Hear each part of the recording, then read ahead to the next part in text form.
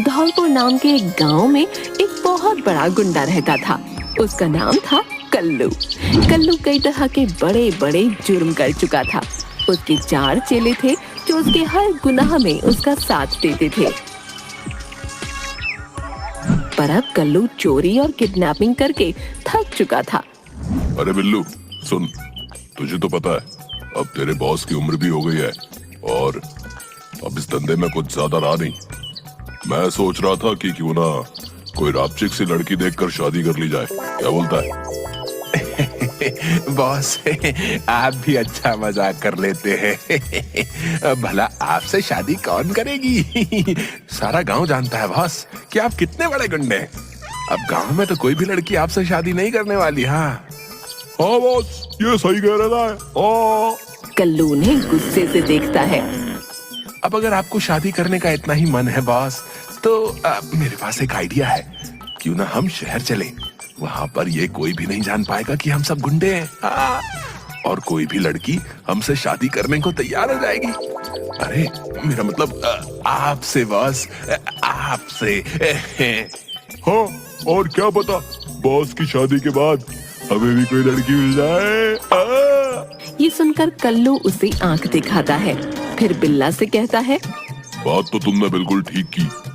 हम शहर जाकर ऐसा ड्रामा करेंगे कि सबको लगेगा कि हम बहुत अच्छे खानदान से हैं, क्या समझे? लेकिन शहर जाने से पहले हमें एक बड़ा हाथ मारना होगा ताकि हम शहर में आराम से अपना गुजारा कर सकें। ये प्लान बनाकर कल्लू अपने चेलों के साथ शहर के सबसे धनी सेठ को लूटने की तैयारी बनाने लगा। कल्लू बहुत बड़ा गुंडा था और हमेशा अपना स्टेटस मेंटेन रखता था। वो किसी को भी लूटने से पहले गांव में खबर फैला देता था कि वो किसे और कब लूटने वाला है। ऐसा करके वो लोगों को दिखाता था कि वो किसी से नहीं डरता और किसी में दम हो तो उसे रोक ले। जाओ, जाकर गांव में ये खबर फैला दो कि मैं अब गोरा सेठ को लूटने वाला हूँ और ये इस गांव में मेरी आखिरी लूट होगी। इस खबर ने पूरे गांव में अफरा तफरी मचा दी। कल्लू शाम को अपने चेलों के साथ गोरा सेठ के घर पहुंचा और वहां का माहौल देखकर दंग रह गया। अरे आओ आओ कल्लू भाई, तुमने तो आने में बहुत देर कर दी। मैं कब से तुम्हारी राह देख रहा था। अरे ओ सेठ हो, पागल हो गया क्या है? भला कोई गुंडे मवालियों की भी राह देखता है क्या है बे? हाँ और क्या, तू लुटने के लिए हमारी राह क्यों देख रहा था रे? ओए तू चुप कर, जब मैं बात कर रहा हूँ तो तू बीच में बकर बकर क्यों कर रहा है? जानता नहीं क्या मैं तेरा सीनियर हूँ? चुपचाप कोने में खड़ा रहे। अरे आप खड़े क्यों हैं कल्लू भाई? आइए बैठिए, कुछ ठंडा मंगवाऊं है? अरे ओ ए, तेरा तो सच में दिमाग खराब हो गया लगता है। अरे नहीं नहीं कल्लू भाई, ये तो खुशी के मारे में बावला हुआ जा रहा हूँ। हाँ। किस बात की खुशी रहे तुझे? है? मैं तुझे लूटने आ रहा है? अरे यही तो खुशी की बात है कल्लू भाई। मैं साल भर इतनी मेहनत से पैसे कमाता हूँ और साल खत्म होते ही तुम आते हो और मुझसे सब कुछ लूट कर ले जाते हो। आहा, मगर क्योंकि ये तुम्हारी आखिरी लूटपाट है, मैं तुम्हें खुशी खुशी सब कुछ देने को तैयार हूँ। मैं तो इस बात से बहुत खुश हूँ कि अब मुझे दोबारा तुम्हारी शक्ल नहीं देखनी पड़ेगी। अजीब पागल आदमी है बे, है? लूटने पर खुश हो रहा है? कर ला अपना सारा माल इधर कर। क्या? फिर कल्लू गोरा सेठ को लूटकर वापस अपने घर चला जाता है।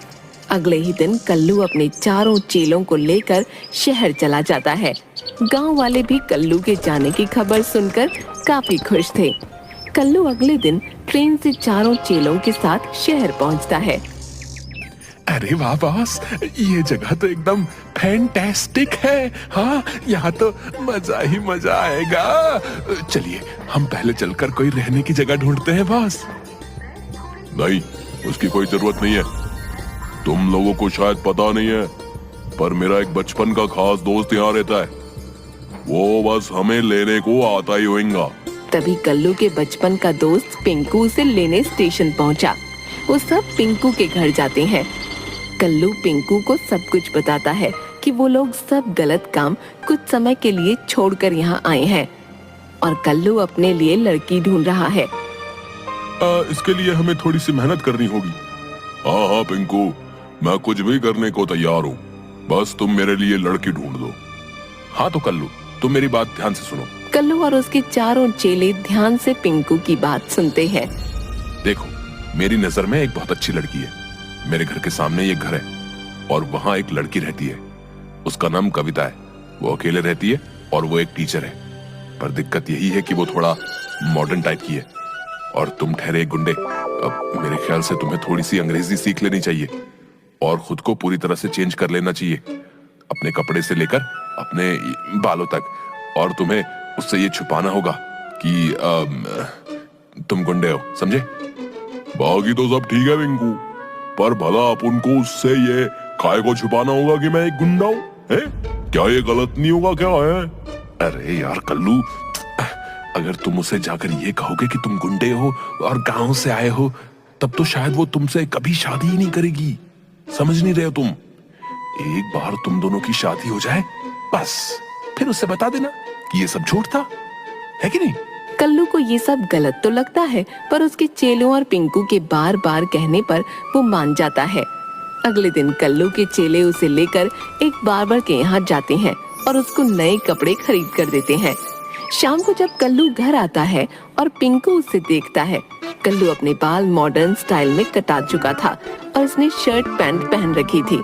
तब पिंकू, अरे वाह कल्लू, ये तो कमाल ही हो गया है। जैसा मैंने कहा था तुमने ठीक वैसा ही किया। अब लग रहा है ना तुम गांव के गोरे, अरे मेरा मतलब है कि शहर के गोरे। हाँ। अगले ही दिन पिंकू एक इंग्लिश ट्यूशन टीचर को घर बुला लेता है और उससे कल्लू को कुछ इंग्लिश के 2-4 बातें सिखाने को जल्द से जल्द बोलता है। चलो कल्लू, बताओ, how are you? Me no when you okay. ये सुनकर वहाँ बैठे पिंकू और कल्लू के बाकी चेले जोर जोर से हंसने लगते हैं।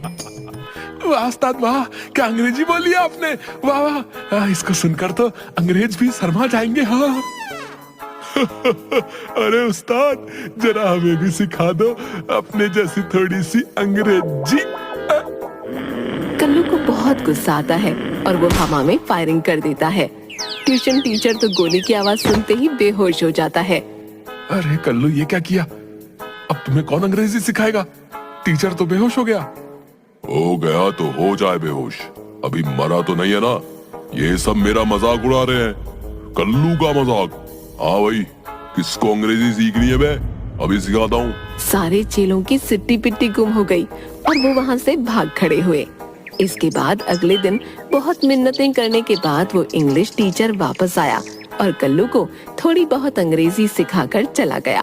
अगले दिन कल्लू अपने चेलों और पिंकू के साथ उस लड़की के घर जाता है, वही सूट पैंट पहनकर जो उसके चेलों ने उसे दिलाया था। कल्लू ने अपने बाल भी जेल से सेट कर रखे थे।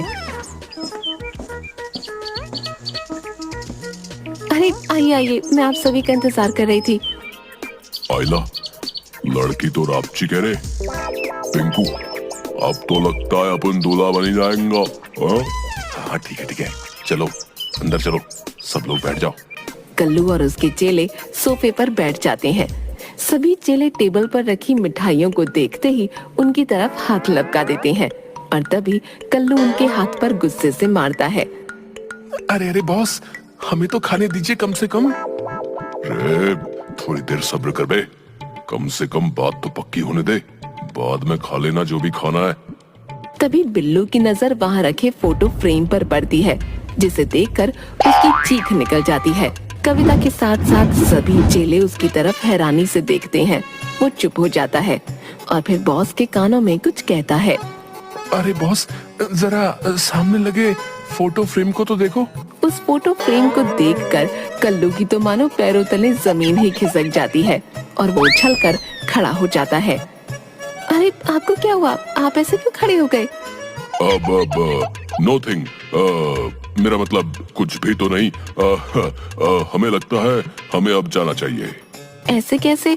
अभी तो आप लोग आए ही हैं, कुछ लीजिए ना, पापा आते होंगे। अब अभी जाने दो, दोबारा आएंगे, माना करो, अभी जाने दो।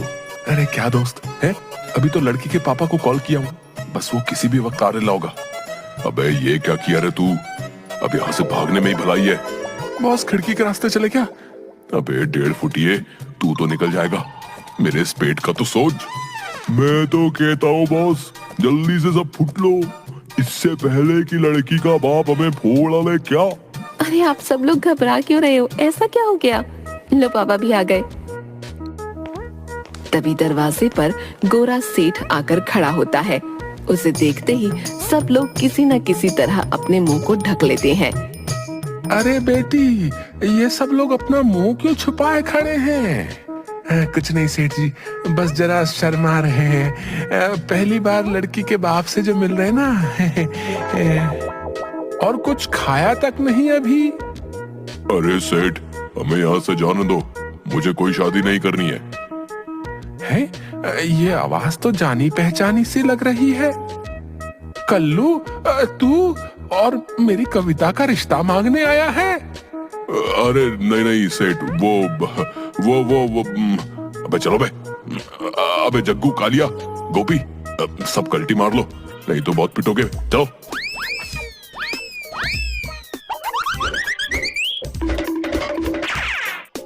अरे पकड़ो इन्हें, पकड़ो पकड़ो, गुंडे चोर लफंगे कहीं के। सब लोग भागकर सड़क किनारे पहुंच जाते हैं। अरे बाप रे बाप, आज तो बाल बाल बचे। ए पिंकू, तू बिना सोचे समझे कहीं भी बात कर लेता है, मरवाएगा कभी हमें। अरे यार है तू मेरा, टेंशन नहीं लेने का। अभी मेरे पास एक और रिश्ता है तेरे लिए। एक और रिश्ता? नहीं नहीं। ये सुनकर सब लोग मिलकर पिंकू की धुलाई करना शुरू कर देते हैं।